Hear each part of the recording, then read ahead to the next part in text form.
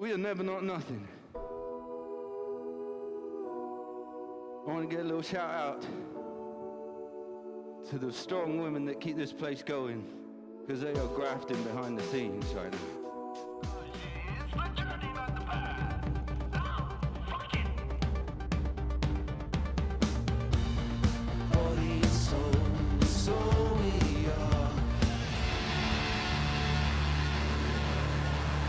Are you ready? You know the deal! I want you.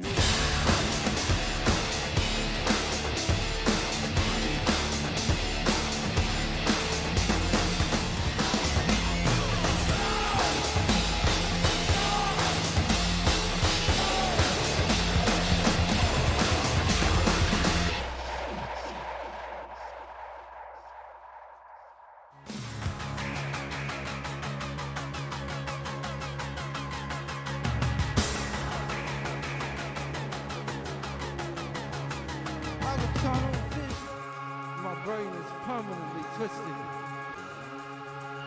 Myself is out of sight. You tell me all your secrets. Sing it at home. Tell me all your secrets. Yeah, I see.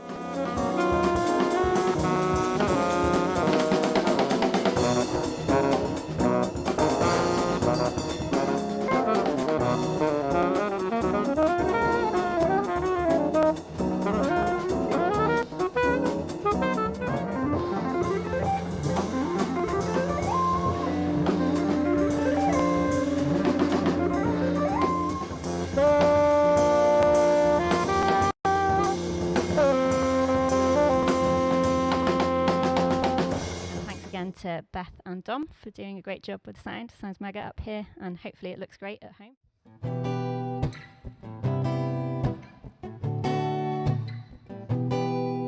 I met Dom when we were working at a children's charity looking after disadvantaged kids.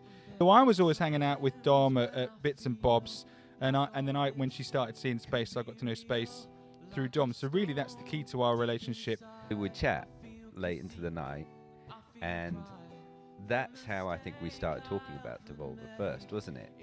And you were like, oh, Mike, I'm kind of toying with the idea, and you gave me about 100 demos. But at that stage, I didn't know it was a record. Maybe you knew it was a record, but I didn't. I thought we were just making some demos of some tracks to play to people and see what happened. Space is my comfort animal. He makes me feel comfy and relaxed, and that's the sort of the job of a producer. I suppose comfort animal is another name for a producer in many ways. When I slimmed my band right down to only 2 people, and I just, I've always had a big, thick, chunky guitar sound, which is what you hear in the record anyway. And then it was actually Space that convinced me to get hold of the Submarine here, which you can see on my guitar, which creates the bass frequencies. And I didn't actually imagine I'd end up using it how I use it, which is as a bass guitar. I just sort of thought vaguely it might give it a thicker sound, but it works so well that I've ended up playing bass parts on.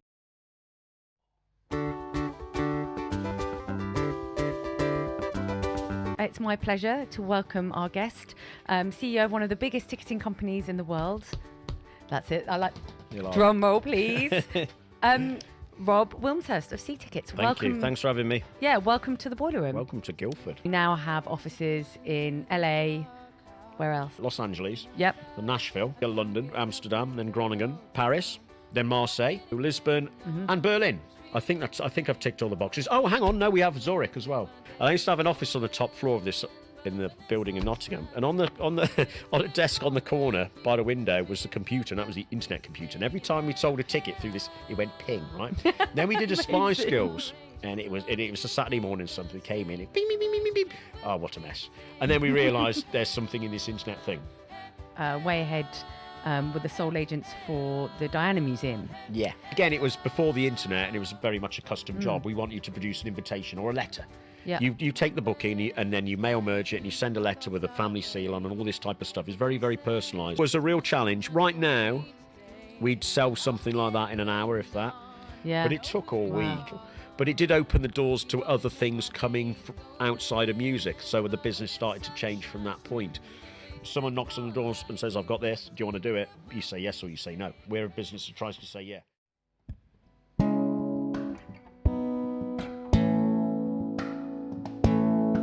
So I am joined by my good friends, Mark and ERIKA. You're both real advocates for raising mental health awareness within the music industry. So I think art and movement and songwriting was always my way of expressing and being able to channel those feelings through. When in the late 90s, when I was really struggling, there was no real sort of obvious help. I mean, I had no idea. I'd never heard of Alcoholics Anonymous, for example, and you just didn't do therapy. It's not something that blokes did. Being in a band is a very microscopic sort of way to live. You're enabled to sort of remain childlike in a lot of ways and not have much responsibility. Everything's sorted out for you. It's a very strange existence. I think we all have this innate need, or especially artists, to express ourselves in some way.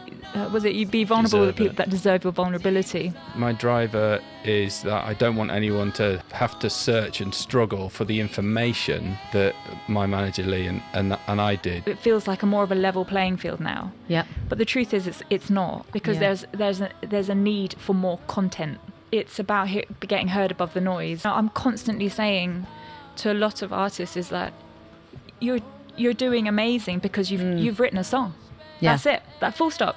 Yeah. You've achieved a song. The industry used to be 100 bands selling 1 million records each, and now it's 1 million bands selling 100 records each. It can't be money. It can't be the fame. If you're serious about it, it can't be those things anymore. It has to be the music.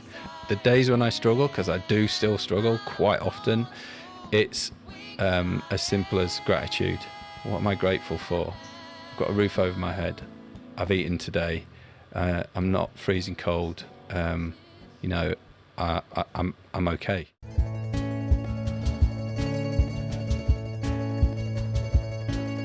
Without further ado, let me introduce the man, the myth, the legend himself. Mr. Benny P is in the house at the Boileroom. How are you doing? I'm very well. Thank you so much, Tom. My name is Ben Pollard. I'm a Guildford born and raised filmmaker. Rhoda said in the film, she said, it completely does change your life going into a small club and seeing a great act. Boileroom has been hugely, you know this, Tom. Boileroom has been such an important venue for me for so many years through all the different phases of my career, not only as a filmmaker, but someone that used to put on shows, someone that used to run a label.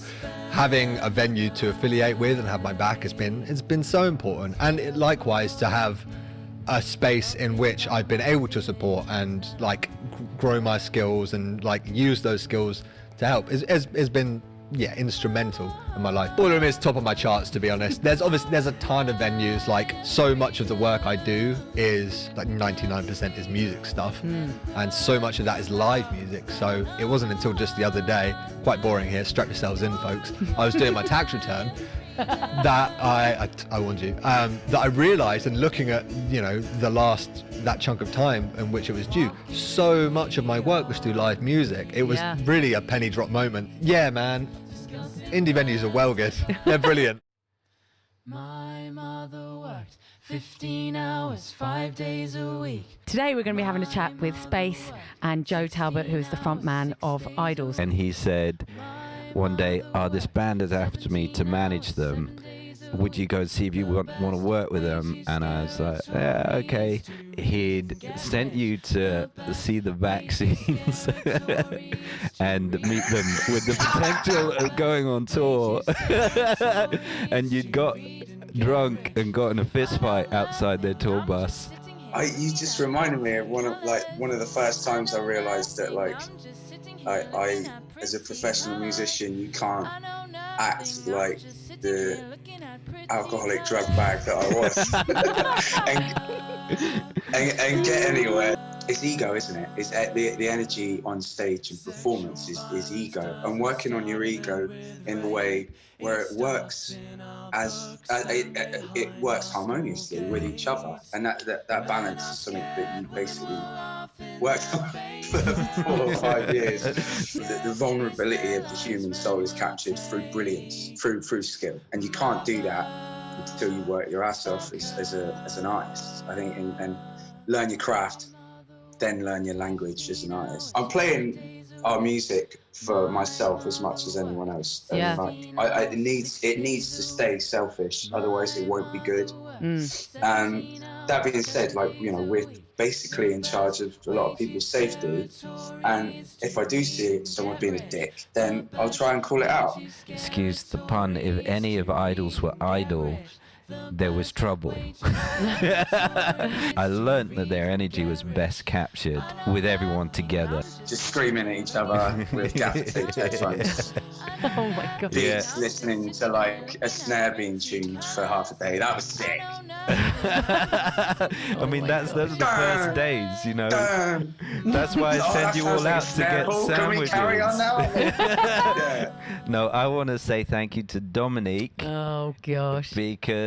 And her perseverance and the whole team at the Boiler Room. Oh, it's just there's so much love in the room today. Done. Yeah.